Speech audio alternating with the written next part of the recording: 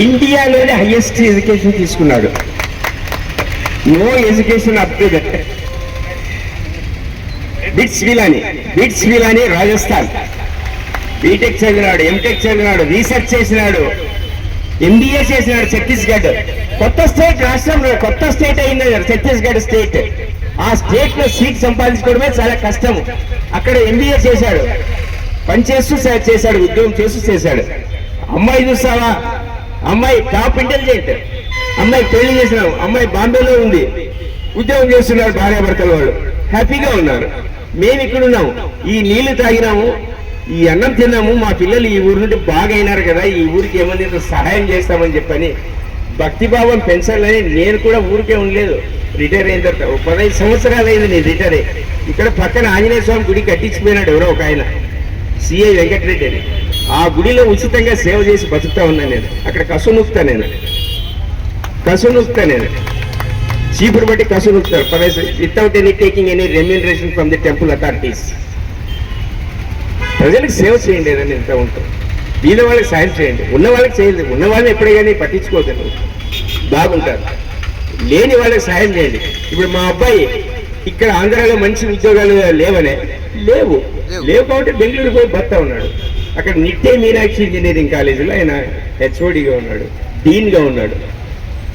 తమ్ముడు కూడా అక్కడ దగ్గర కాలేజీలో పనిచేశాడు పాపం. ఇంత పెద్ద పొజిషన్లో ఉన్న వాళ్ళు మనము వేరే ఊళ్ళో పోయి బతికే పరిస్థితి వచ్చిందంటే ఒకసారి ఆలోచన చేయండి. అది మన ఊర్లో ఉంటే, అదే మనం ఒక ఐఐటి కాలేజ్ ఇక్కడ వచ్చిందంటే ఇంటర్వ్యూలో సెలెక్ట్ కారా, వీళ్ళ వాళ్ళు సెలెక్ట్ కారా, మా వాళ్ళు సెలెక్ట్, మీ పిల్లలు సెలెక్ట్ కారా, మీ పిల్లలకి ఇక్కడ ఉద్యోగాలు రావా? కడుపు చేత పట్టుకొని చిప్ప పట్టుకొని బెంగళూరుకి హైదరాబాద్ పోయే అవసరం మనకి ఏమొచ్చింది? మన ఊర్లో కట్టి మన ఊరు అనేది ఒకటి ఉంటుంది ఎవరికైనా. ఏ ఊరికి పోయినే నీకు ఏ ఊరప్ప అని అడుగుతారు. మాదే ఆదోనప్ప. ఎక్కడప్ప? ఆడేనప్ప బస్ స్టాండ్ పక్కన మండిగిరి ఉంది కదా, అది ఎక్కడ? మీకు చిన్న ఉదాహరణ చెప్తాను. ఎక్కడికి పోయినా అది పోదండి. నేను ఒక డాక్టర్ దగ్గరికి వెళ్ళాను. మన ఊరు మన ఆదోనే నేను ప్రేమ అంతే. ఆయనకి మనం ఇచ్చింది ఏం లేదు, మనం తీసుకోయింది ఏం లేదు ఆయన దగ్గర. మన ఊరు మా ఆదోని మాకు జిల్లా, మా ఆదోని జిల్లా మాది, ఇది ఆదోని జిల్లా, ఇది మాది, ఆదోని మాది. ఒక ఆపరేషన్కి వెళ్ళాడు మా అబ్బాయిని బీటెక్ చదివేటప్పుడు. హాస్పిటల్ పోయి అడ్మిట్ అయినాడు. నేను వెళ్ళాను, ఆ ముఖ్యంగా ఆపరేషన్ చేయించాను. చేసేటప్పుడు మామూలు డాక్టర్లు కొద్దిగా మరి తీసేటప్పుడు అడుగుతారు, మీది ఏ ఊరు అని అడుగుతారు. మాది ఆదోని సార్ అన్నాడు. ఆదోనినా? ఎక్కడ? అక్కడే సార్. మడిగిరి ఎక్కడ? అక్కడే సార్, భోజనం. అవునా అంటే ఆదోని సార్? లేదు సార్. సొంతూరే ఊరు? అక్కడే సార్, పత్తికొండ సార్. మాది కూడా పత్తికొండ, మా బంధువులు అంటాడు ఉన్నారు. అంతవరకు ఆయన ఒక అభిమానంతో ఆపరేషన్ చేస్తారు. డబ్బులు ఏదో నేను డబ్బులు కట్టింటే ఆ డబ్బులన్నీ వాపసు ఇచ్చేసాడు. అది విచిత్రం.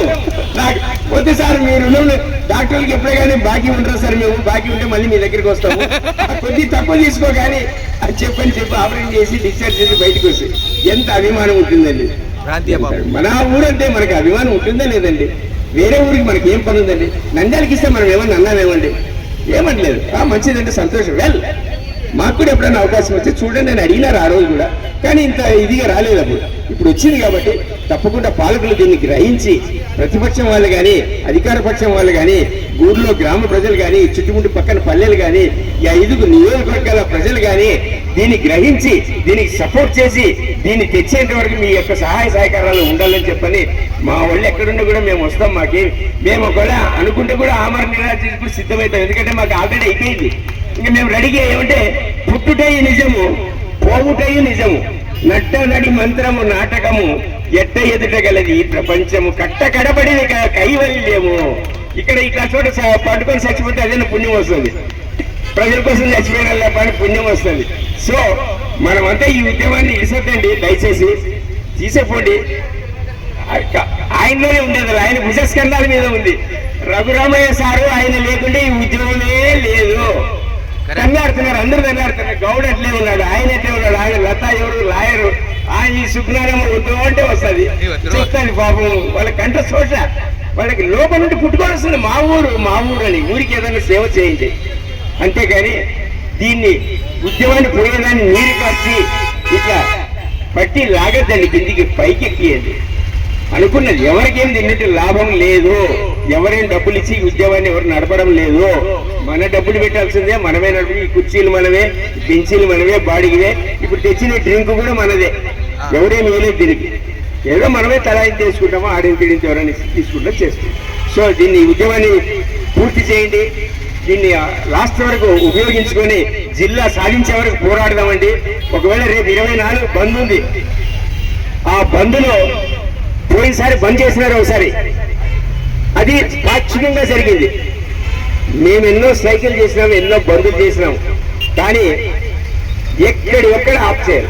మన మీద లాండ్ ఆర్డర్ కూడా ఉంటుంది, లేదని కాదు, కానీ వాళ్ళు స్వచ్ఛందంగా బంద్ చేయమని చెప్పండి. నేను ఈ వ్యాపారస్తులకి, ఉద్యోగస్తులకి, ఈ బస్ డిపార్ట్మెంట్ ఏదైతే ఆర్టీసీ ఉందో ఇవన్నిటికీ చెప్తాను. నేను ఈ సభామూలకంగా తెలియజేసామంటే స్వచ్ఛందంగా ఎవరు చెప్పాల్సిన అవసరమే లేదు. డోర్ లాక్ చేసుకుంటే బయటికి రండి అంతే. డోర్ లాక్ చేసుకుంటే బయటికి రాకుండా ఇంట్లోనే ఉండండి. ఏ స్కూల్స్ ఏమి ఉండకూడదు. బ్రహ్మాండంగా వాళ్ళకి ఇది మన యొక్క వాయిస్ అక్కడ వినపడాలి. అమరావతికి చంద్రబాబు నాయుడు గౌరవం ఆయన, ఎందుకంటే విజన్ నాయకుడు. ఇవన్నీ రోజు ఇంటెలిజెన్స్ రిపోర్ట్స్ ఆయన పోతున్నాయి. ఎవరు చేస్తున్నారు, గంటకి ఎవరు మాట్లాడినాడు, ఏం మాట్లాడాడు, ఎవడు వాడు, హనుమంత్ రెడ్డి ఎవరు, అశోకానంద రెడ్డి ఎవరు, గౌడ్ ఎవరు, వీళ్ళందరూ పోతుంది. ఎందుకయ్యా ఏమంటే రఘురామయ్య ఎక్కడున్నాడు, ఎవరు రఘురామయ్య అని అన్ని పోతున్నాయి. సో ఈ ఉద్యమాన్ని ఆయన చేర్చే ఏర్పాటు చేపించే మార్గము మనకు దగ్గరలో నాశనం ఉంది. దీనికి ఏమన్నా అవసరమైతే తొందరలో ఈ బడ్జెట్ లోపలే దీన్ని పెట్టేస్తే వాళ్ళకు కూడా బడ్జెట్ లో డబ్బులు కేటాయించడానికి అవకాశం ఉంటుంది. కాబట్టి దీన్ని ఫిబ్రవరి మార్చి లోపలే జిల్లా ప్రకటిస్తే అందరూ ఉగాది సంతోషంగా జరుపుకుందామండి. సంతోషంగా చంద్రబాబు నాయుడికి ఇక్కడే పెద్ద ఒకటి హారతి చేసి బాగా పాలాభిషేకం చేస్తామండి. దయచేసి మాతో సహకరించండి, మా ఆదోనికి సహకరించండి. మా ఆదోనికి మంచిదండి. ఆదోని అంటేనే ఆధ్యాత్మికం అండి. ఇలాంటి ఊరిని మీరు మిస్ చేయొద్దండి దయచేసి. వీళ్ళ ప్రాణాలు నొప్పియద్దండి, వీళ్ళ మనసులు నొప్పియద్దండి దయచేసి.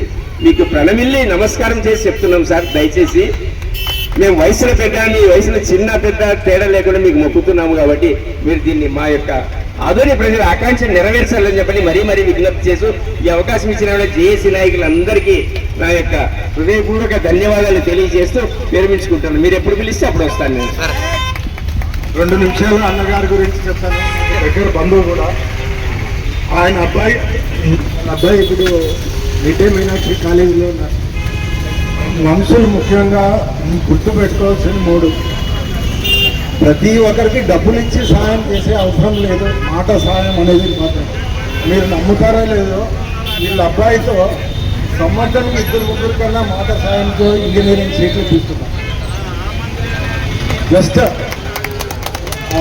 మిడ్ డే మీనాక్షిలో నేను ఆల్మోస్ట్ మా పాప అక్కడే జరిగింది, కరీర్ ఇన్ఫర్మేషన్, సాయి ప్రసాద్ రెడ్డి కూతురు అక్కడే జరిగింది, వెంకట్రామరెడ్డి కూతురు కూడా అక్కడే జరిగింది. వీళ్ళ అబ్బాయికి గురించి చెప్పాలంటే ఇప్పుడు టైం అయింది. సో వ్యక్తి అనేది చాలా ఇంపార్టెంట్.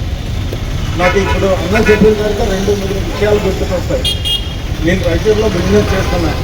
650 ఎకరాల్లో అగ్రికల్చర్ యూనివర్సిటీ ఉంది. ఎంత? 650. మన మెడికల్ కాలేజ్ ఎన్ని ఎకరాల్లో ఉందో మీకు తెలుసు. ఇప్పుడు 650 ఎకరాల్లో అగ్రికల్చర్ యూనివర్సిటీ కావాలంటే ఒక్క బనవాస్ తప్ప 5 నియోజకవర్గాల్లో ఎక్కడ లేదు. నేను చాలాసార్లు మనోళ్ళు వైద్య విద్య అంటే వెనక తగిలిస్తున్నా వ్యవసాయం అని.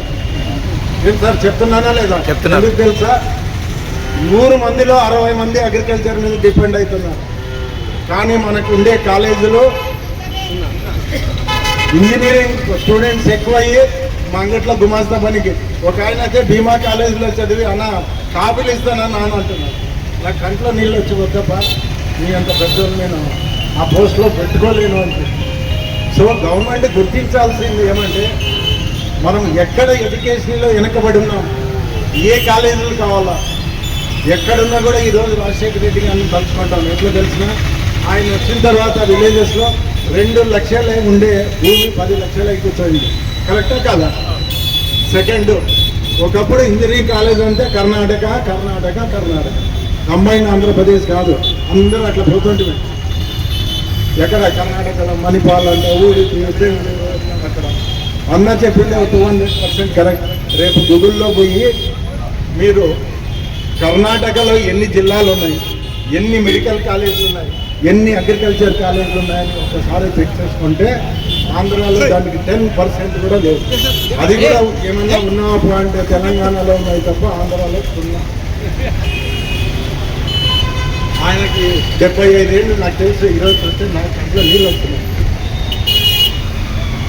హాయిగా ఇంట్లో బెంగళూరులోనే పోయి కూర్చోవచ్చు. వాళ్ళ కొడుకు కాలేజీ కూడా మన ఊరు నుంచి 95 దగ్గరే లెఫ్ట్ అవుతారు. సో అటువంటి 75 ఏళ్ళ వాళ్ళకు కూడా ఆక్రోషం వస్తుంటే నాకు కూడా 2-3 రోజులు చూస్తున్నా. చాలా బాగా అవుతుంది. ఇంకా నాకు ఏం మాట్లాడుతుంది, ఇంకా ఇట్లా పోతున్నారు, పిలిస్తే కూడా రారు పిల్లలు. మీకోసం చేస్తున్నానది తెలియలేదు వీళ్ళకి. 75 ఏళ్ళు ఆటికి కాళ్ళు దాటినాం మేము అప్పుడే. ఇప్పుడు చేస్తుండేది 20 నుంచి 25 ఏళ్ళ యువకుల కోసం. సినిమా వచ్చిందా పరిగెత్తు థియేటర్ దగ్గరికి, టికెట్లు. జగన్ వచ్చినాడా పరిగెత్తు, చంద్రబాబు నాయుడు వచ్చినాడా పరిగెత్తు. అరే ఇక్కడ ఎవరి కోసం చేస్తున్నారు అనేది ఒక్కరైనా ఆలోచిస్తున్నారా అని మళ్ళీ అడుగుతున్నారు.